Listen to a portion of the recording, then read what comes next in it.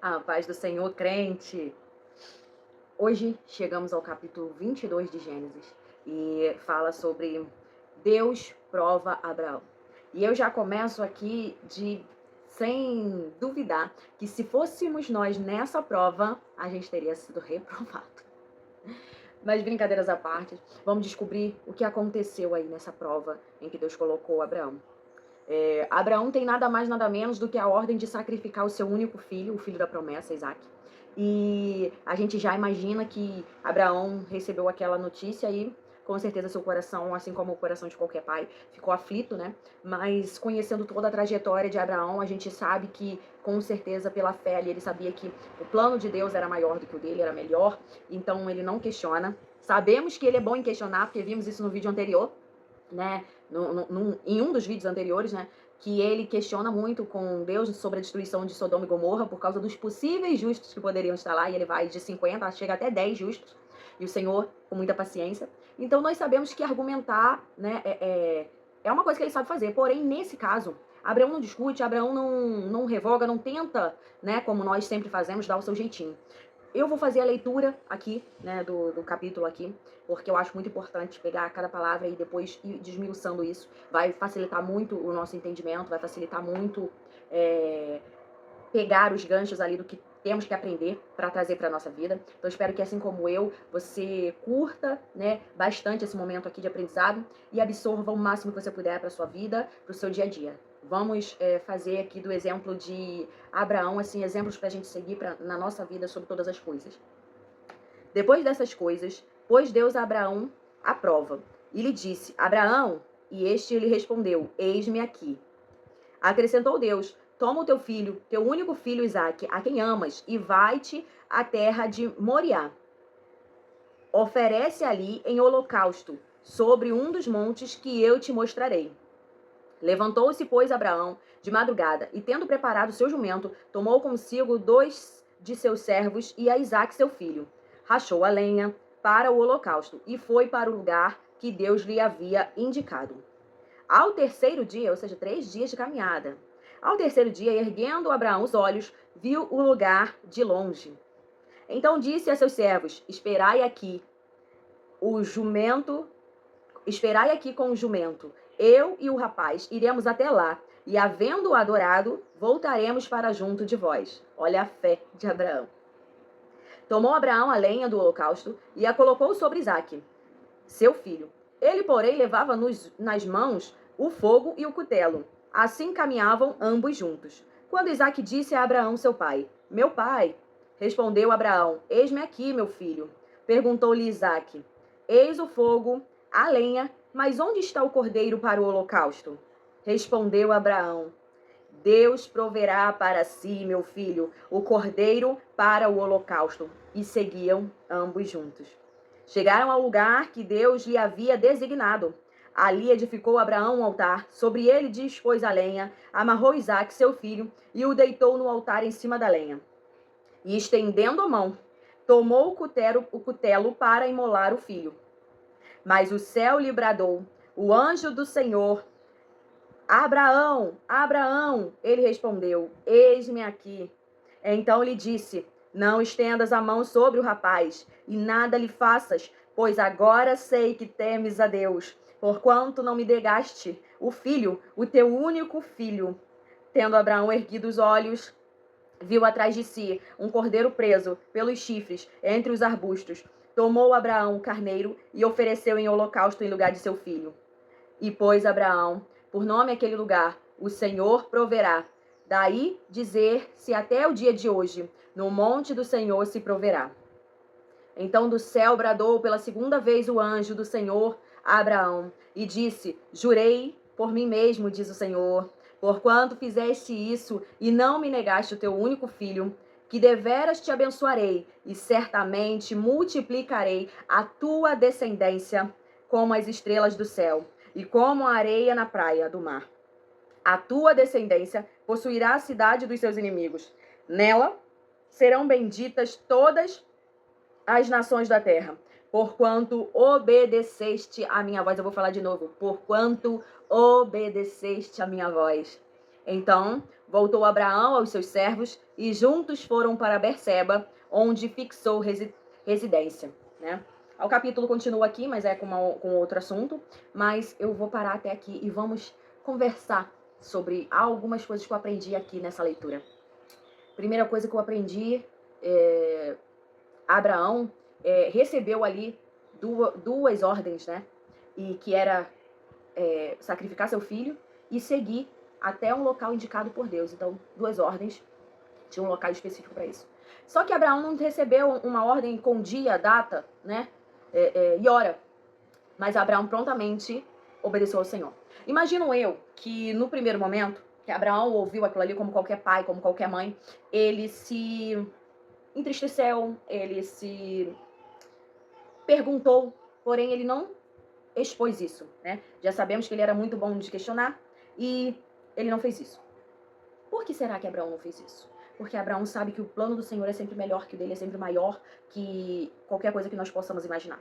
Mas no dia seguinte, logo na madrugada seguinte, Abraão já se levantou, Abraão já foi fazendo os cortes da lenha, já pegou os seus servos e os jumentos, já foi agilizando tudo, porque, não sei se você reparou, mas houve uma caminhada de 3 dias.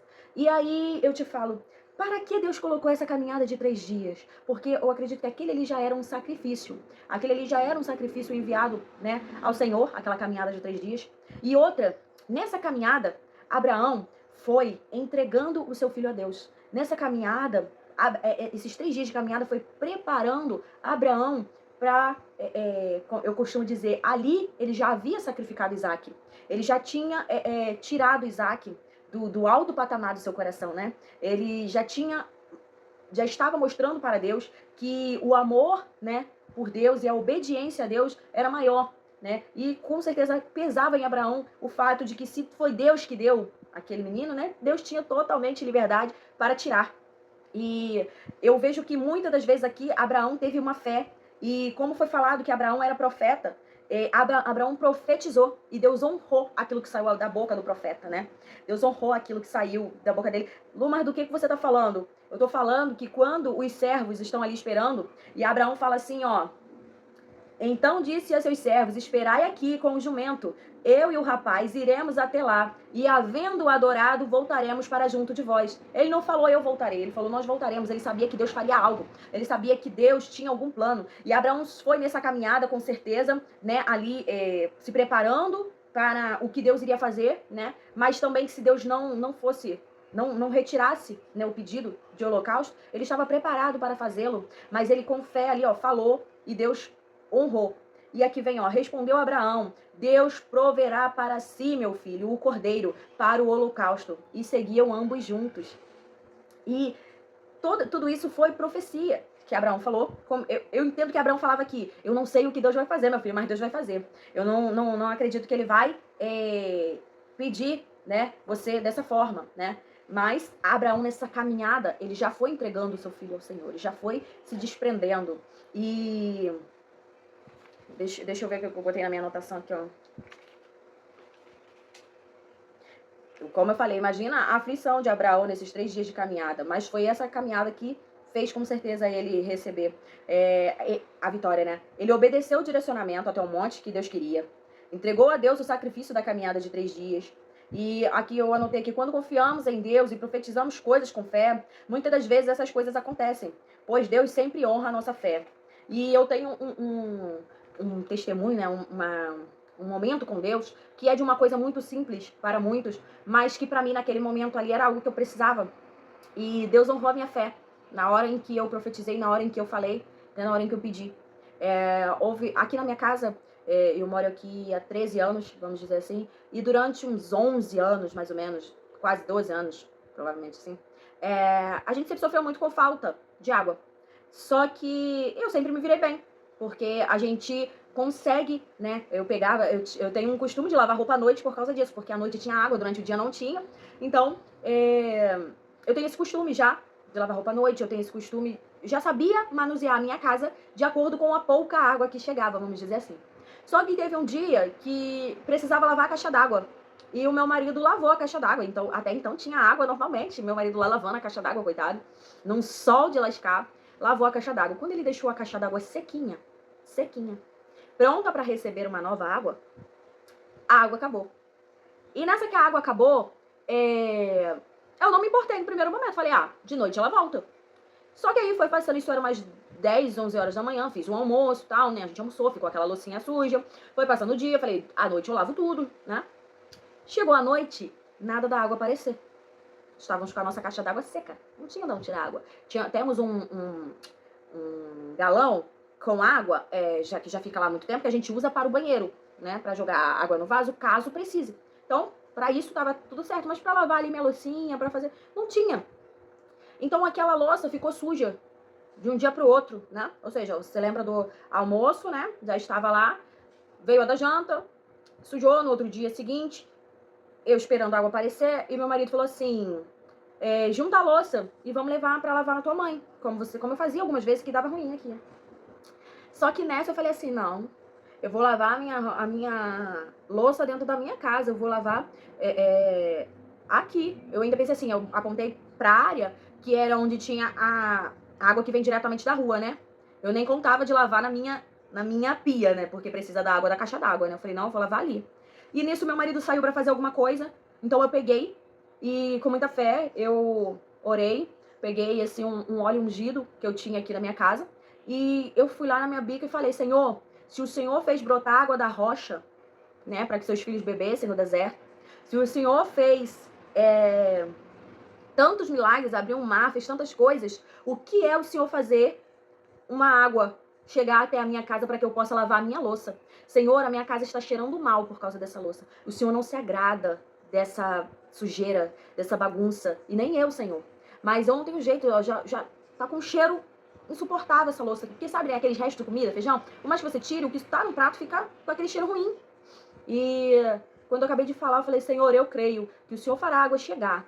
E passei o azeite ungido na minha bicazinha da área, que é da onde vem a água da rua.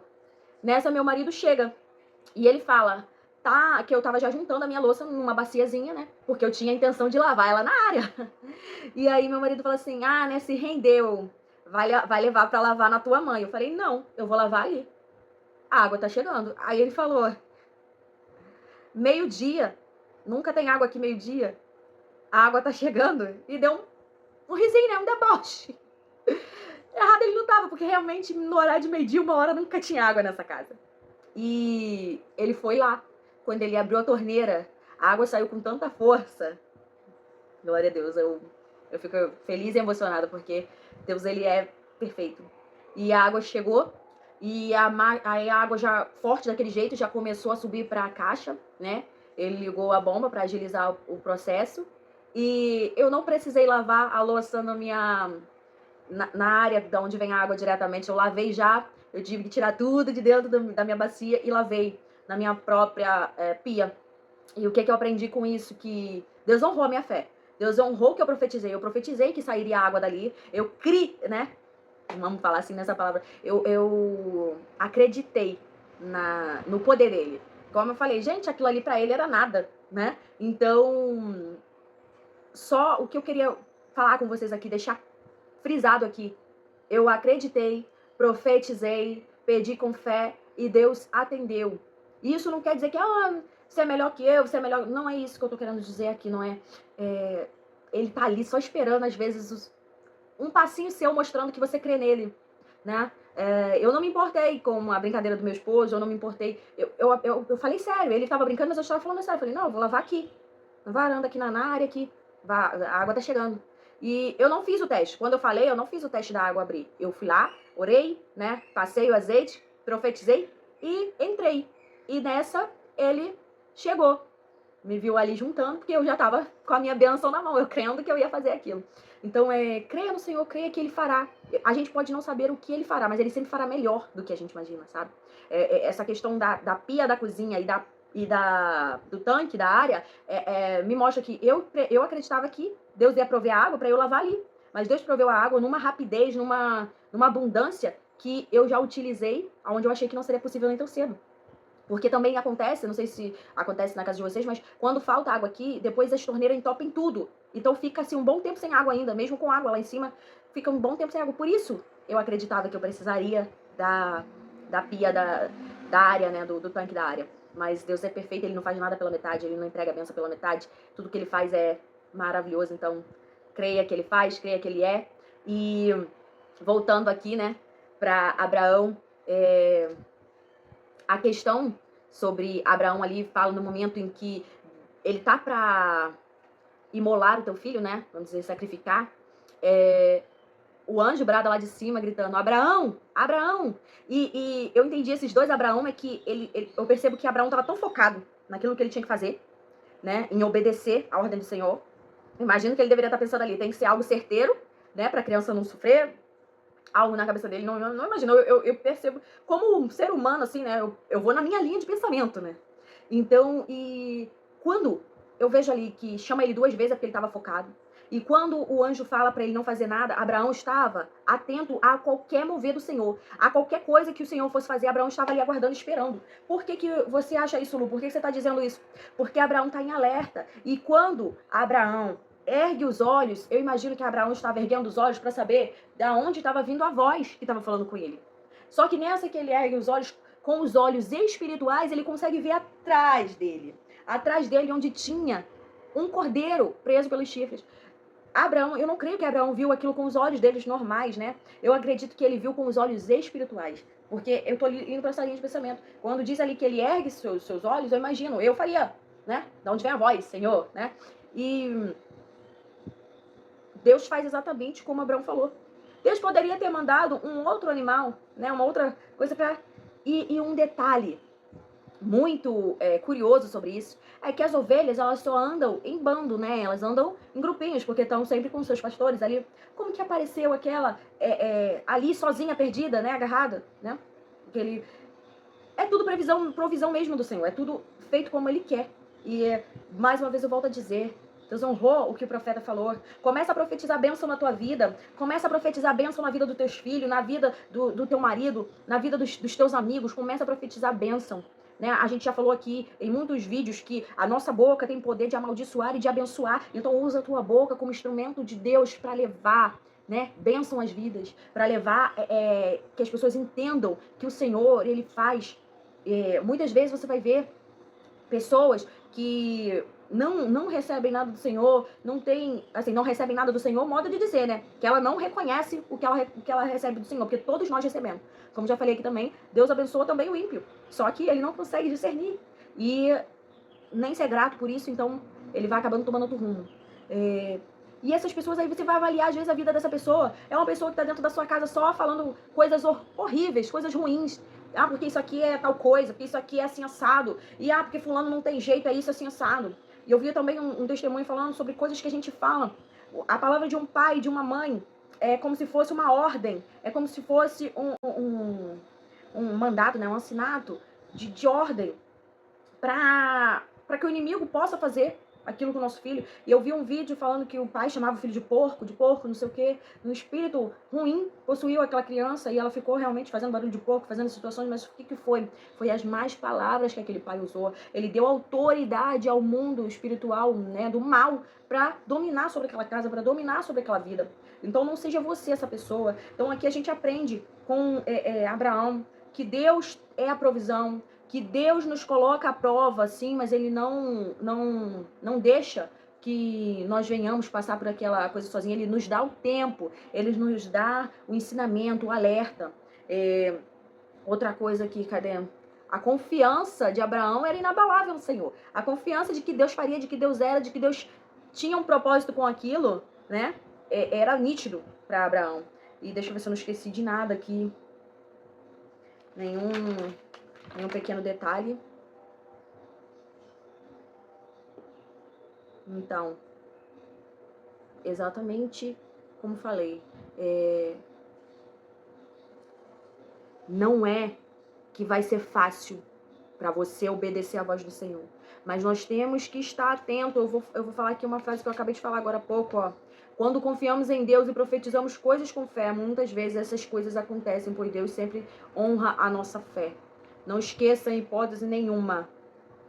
Não esqueça que a sua aflição, o seu problema, a sua tristeza não é nada sem propósito. Muitas das vezes somos nós mesmos que procuramos com as nossas próprias mãos, mas o Senhor sempre vai usar algo ruim, algo que a gente julga o fim, para que seja um novo começo, porque você vê aqui no final que...